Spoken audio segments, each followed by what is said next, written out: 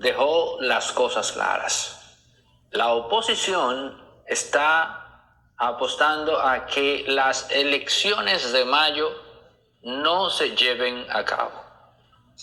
El primero que tiene que saber cuál es la tesitura política del momento es precisamente Roberto Rosario. No existe persona en el país que conozca mejor el tema de unas elecciones que él. Voy a ser crítico con su postura, pero antes, para que se entienda y quede claro de que esto no es un ataque por atacar, nunca vi con buenos ojos el tema del visado y la suspensión del mismo por parte de la embajada, como se dice. Porque quedó claro que se debió a un tema político. Pero aún más, nosotros debimos aprender la lección.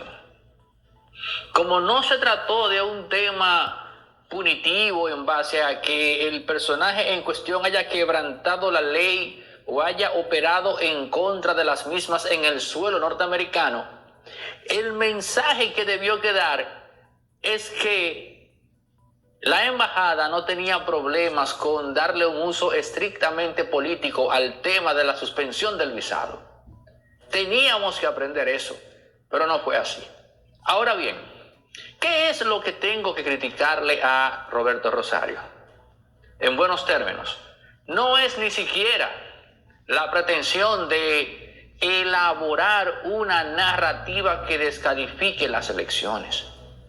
Lo que por lo visto Roberto Rosario no ha terminado de comprender es que la derrota de mayo no viene dada sobre la base de usar de forma despiadada recursos del Estado, cualquier otra urdimbre o artimaña, no. La derrota de mayo viene dada por el propio Danilo y por el propio Leonel. El ser humano, Roberto, como bien dice Klaus Schwab, actúa sobre relatos. El ser humano necesita narrativas para moverse, para hacer lo que sea. ¿Y qué ocurre? Que las bases del PLD, que son a su vez las mismas bases de la fuerza del pueblo, porque tú sabes que al final del día es una misma base, están desmoralizadas. ¿Y por qué esas bases están desmoralizadas? Y aquí viene el relato derrotista. Se necesitaba un relato triunfalista sobre la base de que Leonel y Danilo se lograron sobreponer a sus diferencias, lograron dejar a un lado sus egos, pactaron, se dieron la mano, y ya sea Abel Leonel o Leonel Abel, no importa, tenía que quedar como que quedaron neutralizadas las diferencias. Ese era el relato triunfalista.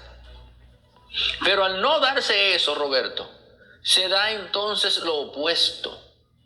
¿Y qué es lo opuesto? El relato derrotista, en donde ese compañerito de la base se dice, pero ven acá, entonces a mí me están pidiendo que vaya a hacer una fila a votar, a exponerme a una humillación de recursos del Estado, cuando los dos líderes de este partido prefirieron mantener su ego, prefirieron entonces tratar de imponerse el uno al otro. Pero ellos que durante décadas me decían a mí, miren al PRD ahí como se están matando, miren eso, fuera del poder por estar matándose. Entonces ahora mi partido hace lo mismo y quieren que yo vaya a hacer una fila como que no ha pasado nada, como que todo está bien. No. Y se dice entonces, ese compañerito de las bases, si ellos no pudieron echar a un lado su ego, que no me pidan a mí que sacrifique mi dignidad de votante, yo no voy a esas elecciones, me quedo en casa mejor, porque lo único que garantizaba tener una posibilidad de triunfo era esa unión de estos dos elementos, Leonel y Danilo, Danilo y Leonel. Y no se dio. Entonces, ¿tengo que pagar la cuava yo? No, se equivocaron. Último aviso para todos. Es lo que va a garantizar la derrota. Me parece que las elecciones son el 19 de mayo, un asunto así. Y eso es lo que por lo visto Roberto Rosario y esa camada de dirigentes de la Fuerza del Pueblo, del PLD y el PER, porque él dice que viene una acción en conjunto entre los tres partidos. Pero miren si eso es un asunto manga por hombro, que los tres candidatos, en vez de ponerse de acuerdo y unirse para ir a primera vuelta y forzar una segunda, van a ir cada uno separado. ¿Y qué significa ir por separado? Bueno, que van a competir entre sí. Y al competir entre sí, lo que se garantiza es un crecimiento hacia adentro, no hacia afuera.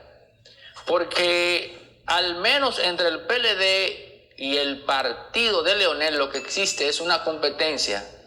Porque uno por impedir que salgan y el otro por sacar gente. Porque están compitiendo por el segundo lugar. Entonces, ¿a quién le cabe en su cabeza que dada esa circunstancia viene un triunfo en las elecciones de mayo? No. Ahora, él está haciendo eso, pero usted puede estar seguro que eso es un asunto independiente de Leonel, porque el juego de Leonel es otro. El juego de Leonel, así como el de Danilo, es directamente con Luis Abinader. Ojo con eso. Entonces, eso es lo que estos dirigentes de la Fuerza del Pueblo no terminan de entender o de comprender. Yo puedo comprar todo eso yo mismo si veo a Leonel y Danilo ponerse de acuerdo. Si veo que Alianza Rescate RD llegase a un consenso para llevar un único candidato en primera vuelta. Pero no me pidas a mí que hable de que el gobierno va a quedarse en el poder usando los recursos del Estado cuando yo estoy viendo que la oposición no se pone de acuerdo en algo tan básico como ir unido en primera vuelta. Y al no ponerse de acuerdo, y esto es lo que no comprenden, se descalifican al momento de hacer sus exigencias de transparencia en las elecciones. Yo sé que usted es inteligente, usted me comprende.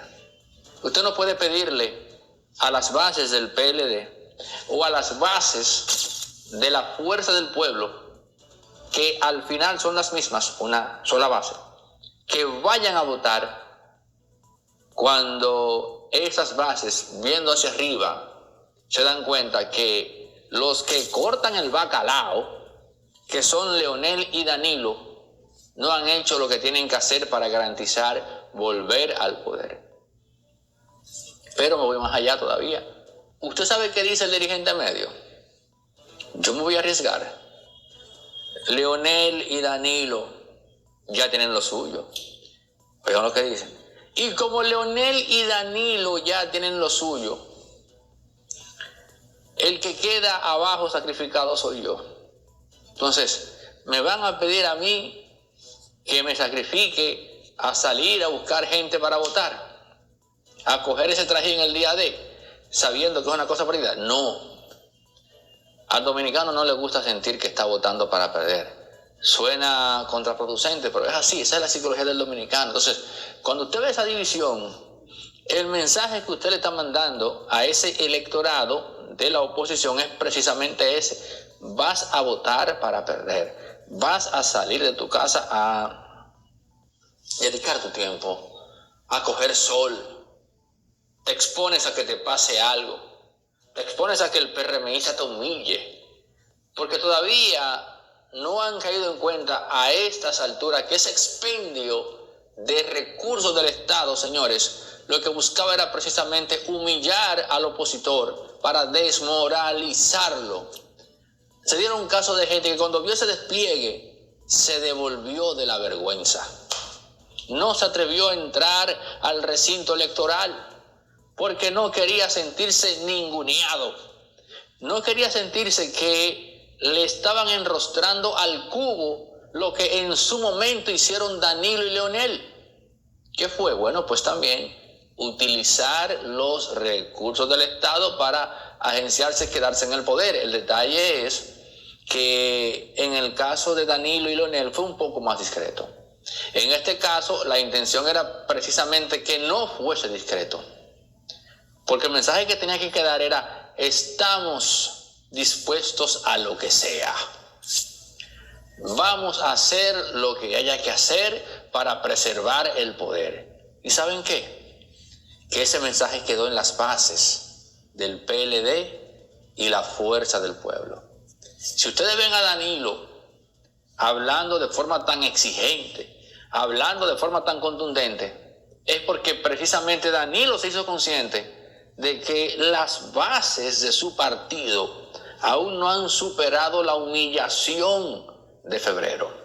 Señores, gracias por llegar. De historia reciente. No fue en el Palacio Nacional que lo recibieron, por yo dentro de pero dirá la la gente quién es precipitación y la calentura. ¿Quién es Soros? ¿Quién es Soros? Es un financista de origen húngaro. Está considerado uno de los 10 hombres más ricos del mundo y tiene intereses en Haití junto con los Clinton. Resulta, sí, es él que está detrás de mina de oro y cosas de eso. Que cuando se celebró la 69ª reunión de las Naciones Unidas, el presidente Medina fue en el 2014 a Nueva York. Y allá en Nueva York, en el hotel, recibió a George Soros. Oigan la nota de prensa que dio la presidencia de la República Dominicana de ese encuentro. El multimillonario manifestó al presidente Medina su disposición de apoyar el proceso de documentación de haitianos, a lo que el jefe del Estado respondió que se alegraba a su interés, porque lo cierto es que nuestros hermanos haitianos lo necesitan. Repite, hermanos. Nuestros hermanos haitianos necesitan y nos alegramos de que usted apoye el proceso. ¿Qué tiene que ver un financista y encontrarse con un presidente para tratar asuntos que competen a la soberanía? No es la invasión el problema de Haití. La fusión de la isla no es la invasión lo podemos sacar, alertando al ejército, lo podemos sacar. En una semana sacamos todos los haitianos de aquí. La fusión es la regularización. Ahí fue que se prosternó la soberanía nacional. Y esto no es un gobierno atribuido a un presidente, este es el PLD. ¿Por qué no sigo el PLD?